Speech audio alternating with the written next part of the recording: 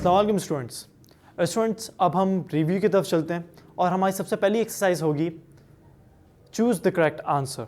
Okay, सबसे पहले हमारे पास क्वेश्चन है, which of the following Microsoft office packages is a DBMS, database management system का कि माइक्रोसॉफ्ट ऑफिस में सबसे बेटर जो है एप्लीकेशन कौन सी है, बेटर क्या एप्लीकेशन कौन सी है।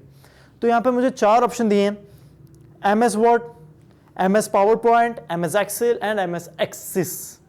MS वर्ड आपको पता है कि डेटा प्रोसेसिंग होता है, तो वो नहीं होगा, वर्ड प्रोसेसिंग। दूसरा पावर पॉइंट प्रेजेंटेशन के लिए होता है, तो ये भी नहीं होगा। MS एक्सेल स्प्रेडशीट क्रिएट करने के लिए होता है, तो ये भी नहीं। तो आखिरी पॉइंट क्या बचा, MS एक्सिस। ओके, तो MS axis the correct answer. The next point is the basics limitation of a flat file database is that. वो कह रहे हैं कि बेसिक जो लिमिटेशंस होती हैं क्या होती हैं फ्लैट फाइल की। हमने पढ़ा था फ्लैट फाइल जो है ज़्यादा बड़ा डेटा स्टोर नहीं करता, सही है। और दूसरी चीज़ ये थी कि वो स्टोर डेटा करता है सिंगल फाइल स्टोर करता है। यहाँ पे 4 पॉइंट्स हैं मेरे पास। ए है इट इज़ कॉम्प्लिकेटेड, बी है it stores data in a single file, next है it is very heavy and the D is it is not supported on internet. तो C is the correct answer, B is the correct answer. It stores data in a single file, एक file में store करता है data ये। Next point is in a database table of students the address of the student will be. वो कह रहे हैं कि डेटाबेस में टेबल जो होता है उसमें स्टूडेंट्स हैं, ठीक है। तो अब काइंडली ये बताएं कि एड्रेस जो है स्टूडेंट का वो क्या होगा। रिकॉर्ड होगा, नो। एंटिटी होगी, नो। डेटा टाइप क्या थी, डेटा टाइप ये नहीं थी। डेटा टाइप वो थी जहां पर नंबर एंड कैरेक्टर्स फाइंड होते हैं। तो field is the correct answer. Okay, next क्या है, in a database table of students the particulars of a single student will be.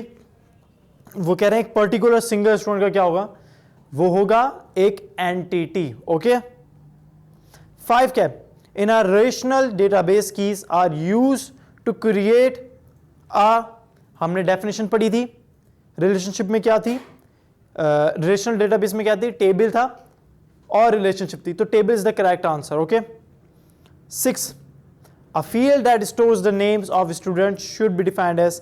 वो फील्ड जो स्टोर करती है स्टूडेंट्स का नेम। यहां पे नंबर्स की बात नहीं हो रही, नेम की बात हो रही है, किसी अल्फाबेट की बात हो रही है।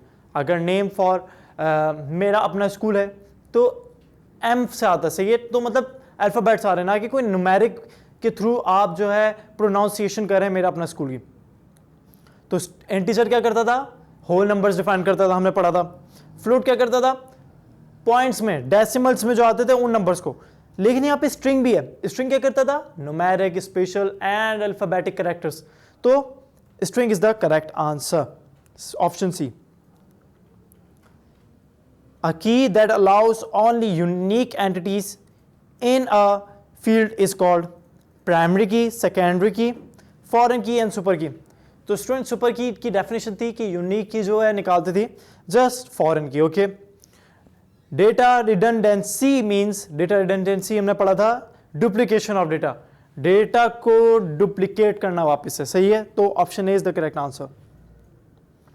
Option 9, question 9, the relationship that matches one record of an entity with only one record of another entity, 1-to-1 relationship आएगा इसमें।